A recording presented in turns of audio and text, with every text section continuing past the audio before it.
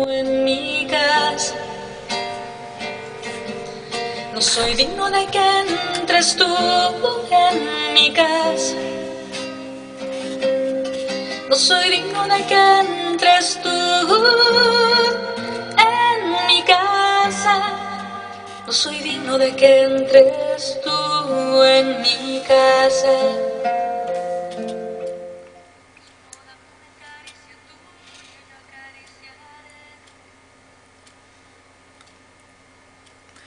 Escuchábamos a la hermana Glenda con su voz cristalina cantándonos dos canciones, bueno, una y media, de manera que podamos, bueno, asimilar lo que fuimos diciendo acerca de Pablo de Tarso.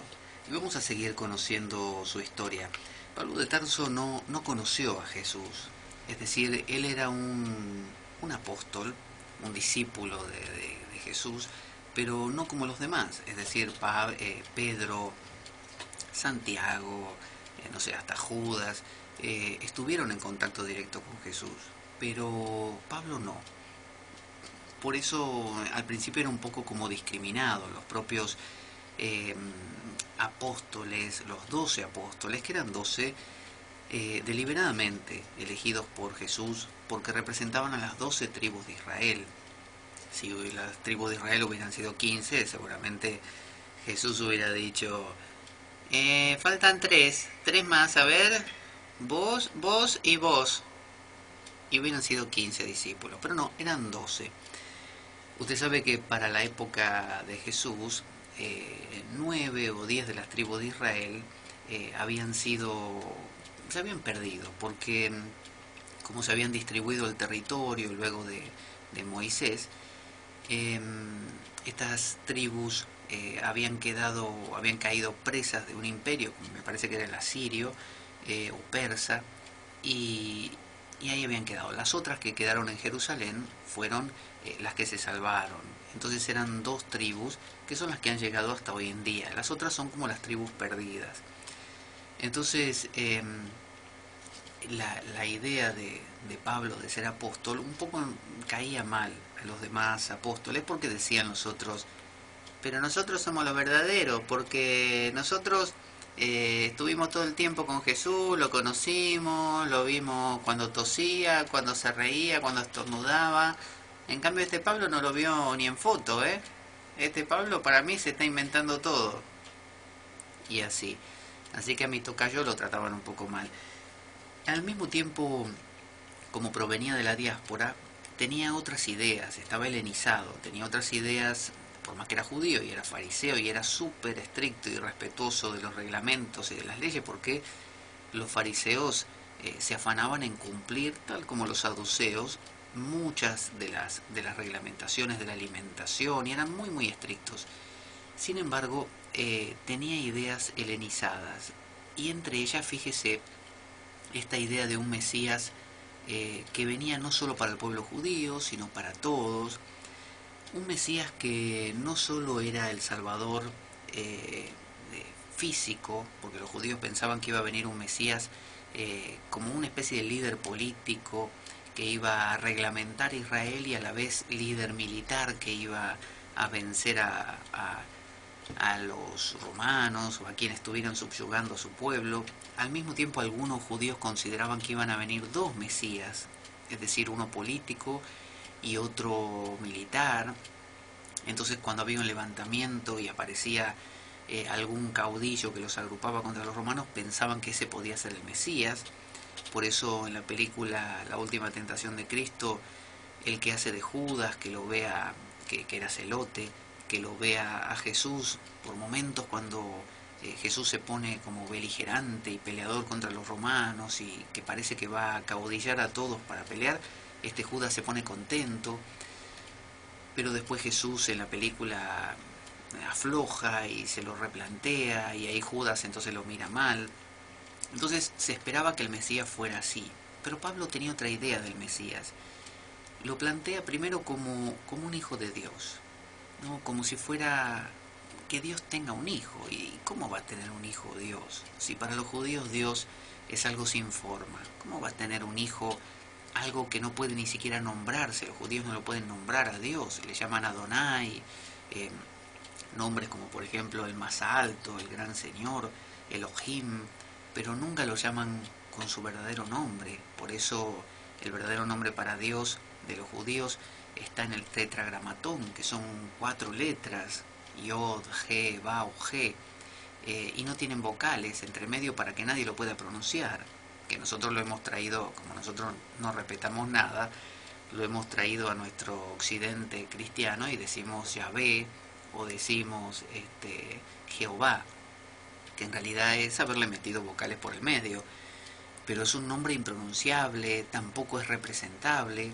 A los judíos les parecía una abominación representar a Dios, decir esto es, humanizarlo. Fíjese el becerro de oro de Aarón, el hermano de Moisés, que fue una locura. Moisés le pareció terrible y rompió las tablas, la primera alianza del pueblo de Israel que bajó del Sinaí, la rompió contra el becerro para destruirlo.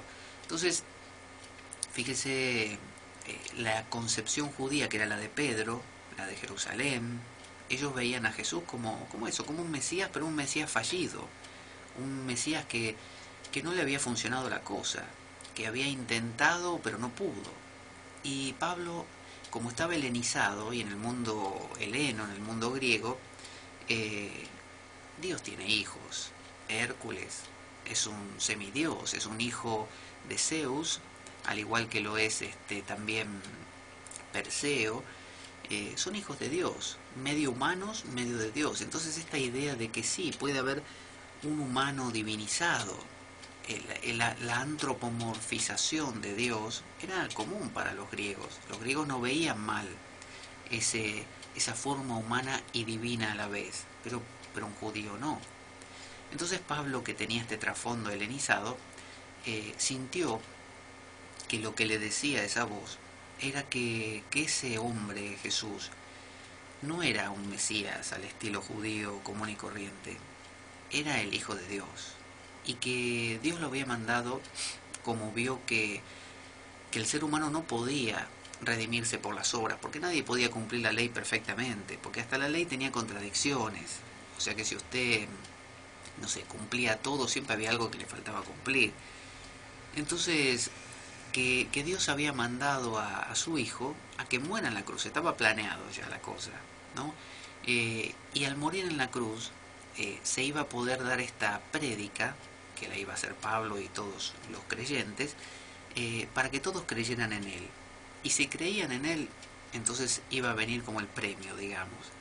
Entonces, esa idea de divinización de Jesús y de plan divino que abarcaba ahora a los gentiles también, era lo que Pablo quería hacer. Fíjese que Pablo utilizaba, cuando citaba la Biblia, no utilizaba la Biblia hebrea, en arameo o en hebreo, no. Utilizaba la traducción griega de la Biblia. Es como si yo hoy en día, para citar, no sé, ¿qué le puedo decir? El Bhagavad Gita, un texto hindú, en vez de recurrir al texto en sánscrito, que es la lengua original, yo la leo en español, por ejemplo. Y usted me dirá, pero en el original estarán las palabras correctas, en la traducción no. Exactamente. Bueno, Pablo estaba utilizando la traducción al griego de la Biblia. Entonces Pablo se catalogaba a sí mismo como un aborto. Él decía, yo soy un aborto, porque los otros apóstoles fueron hijos, por así decirlo, de Jesús, ¿no? Él los eligió, él los crió, los educó, y Pablo vino después. Entonces, Pablo también se siente como llamado, como un antiguo profeta. Él decía, yo soy, he sido llamado desde el vientre de mi madre, son todas frases que utilizan los antiguos profetas del Antiguo Testamento, como Elías, o Daniel, o Ezequiel, o Jeremías, o no sé, o Moisés mismo. Son cosas que dicen esos antiguos profetas, y él utiliza este lenguaje también. Pablo hablaba distintos idiomas, y Lucas dice en los Hechos de los Apóstoles que fue a estudiar con el rabino Gamaliel a Jerusalén. Pero esto es controvertido, porque si él hubiera ido a estudiar con Gamaliel en Jerusalén, luego no diría en una de sus cartas que él todavía no conocía la comunidad de Jerusalén. Hubiera dicho, ya la conozco, porque ya estuve ahí. Si él supuestamente había estado en el apedreamiento de Esteban, por ejemplo, bueno, él tendría que ser una figura conocida y temida por la propia comunidad de Jerusalén. Y no, él no tenía contacto con esa gente. Al mismo tiempo, estos judíos helenizados, cuando veían la opresión romana, y como tenían esta idea apocalíptica, porque eran muchos fariseos, empezaron a llegar a Jerusalén. Veían que los tiempos se aceleraban, que estaba probablemente por venir el Mesías. Entonces en la mentalidad judía decían así, vamos a ir para Jerusalén, no vaya a ser que venga el Mesías y no nos encuentre y no podamos resucitar. Y en el caso que resucitemos todos igual, vamos igual a Jerusalén, porque así resucitamos primero. ¿Me entendés, hijo mío? Entonces los judíos helenizados iban a Jerusalén al encuentro de las comunidades de judíos residentes ahí en Jerusalén, más tradicionales, más hebreas, para poder esperar a ese Mesías que estaba por llegar. Entonces, al enterarse de toda esta historia de Jesús, porque acuérdese que cuando Jesús murió, nadie lo podía explicar. Los discípulos estaban sumamente confundidos, no querían ni salir de su casa, porque les parecía una contradicción, cómo el Mesías iba a morir, y no lo entendían. Mientras que las mujeres, dicen ahí los evangelios, Marta, María, que fueron las que lo vieron, empezaron a decir que había resucitado, y era cosa muy común decir que un personaje santo, un personaje especial, un maestro, se lo había visto otra vez. Entonces empezaron a circular ideas de que lo vi, decían, ay, que yo lo vi comiendo conmigo. ¿En serio? Sí. Y vos sabés que yo también lo vi, el otro día estaba caminando y apareció al lado mío y charlamos un rato. Entonces empezó a desarrollarse la idea de que él todavía estaba por ahí, dando vueltas, y se le andaba apareciendo a la gente. Entonces, esta idea de la resurrección, de que no había muerto, de que todavía estaba ahí, estaba presente en todos. Y los judíos helenizados empezaron a transmitir a la comunidad ahí residente en Jerusalén sus ideas de redención. Porque en el espíritu heleno estaba muy marcado la idea de morir por el pueblo, pero por el pueblo, por el otro, por el ser humano. Es decir, un ser humano que se autoinmola por los demás. Por ejemplo, alguien que decide sacrificarse a sí mismo para que los demás vivan. Los judíos tenían esta idea, pero con respecto a Dios. Es decir, sacrificarse para agradar a Dios o para cumplir el plan de Dios. Pero los griegos lo tenían con respecto a los demás, como un sacrificio expiatorio. Es como decir, bueno, acepto morir, pero que se salven todos los de mi pueblo o mi familia. Entonces empezó a circular la idea de que, bueno, había muerto, sí, un Mesías que tenía que llevar adelante la redención de Israel, militar y política, acababa de morir, era una contradicción plana. Entonces se empezó a decir no, pero lo que está pasando es que ha resucitado y ha muerto porque con su muerte está redimiendo a muchos de nosotros, que lo único que tenemos que hacer es creer en ello, y si creemos estamos haciendo un acto de fe, como hizo Abraham, y con solo creer ya está. Eso es lo que se nos pide. Después, el cumplimiento de las normas, eso da igual. O sea, uno las va a cumplir en tal caso porque le nace, porque no va a andar matando gente, porque sí, o maltratando personas. No, las obras se van a dar por sí mismas, pero lo importante no son las obras, sino justamente la fe. Y eso es lo que decía Pablo, como judío helenizado también. Y recuerden que Pablo, cuando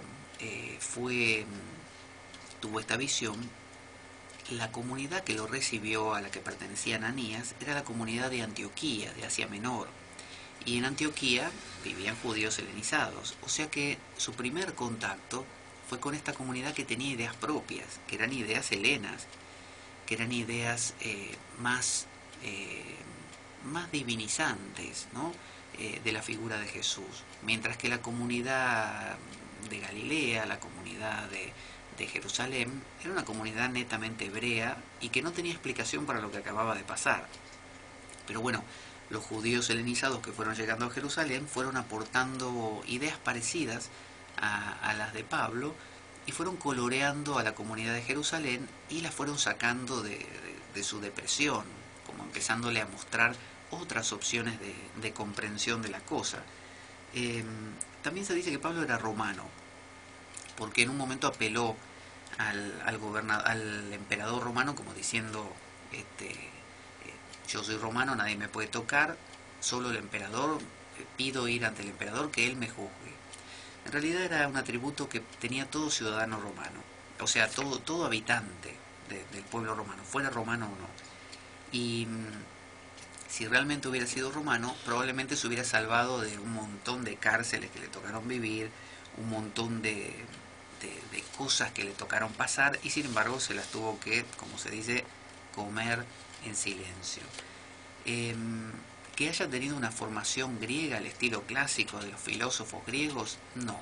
Pablo no, por ser un fariseo estricto, no se hubiera permitido estudiar a filósofos griegos, pero sí tenía mucho contacto con la filosofía estoica, la filosofía epicúrea, con los cínicos, con distintas escuelas que eran muy abundantes y comunes en esa época.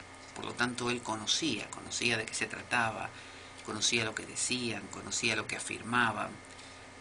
Por eso Pablo no es abierto a las ideas griegas clásicas, aunque toma muchas cosas de ellos. Fíjense que algo muy extendido en la época de Pablo eran las religiones mistéricas.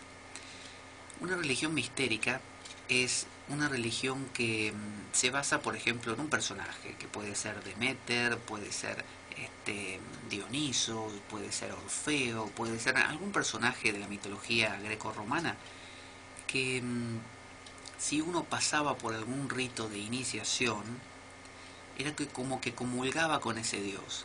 Y al comulgar con ese Dios, se le prometía a uno una protección en la vida cotidiana, durante la vida, y post-mortem una especie de también protección del Dios, es decir, de ir al mundo de ese Dios y de vida eterna, básicamente.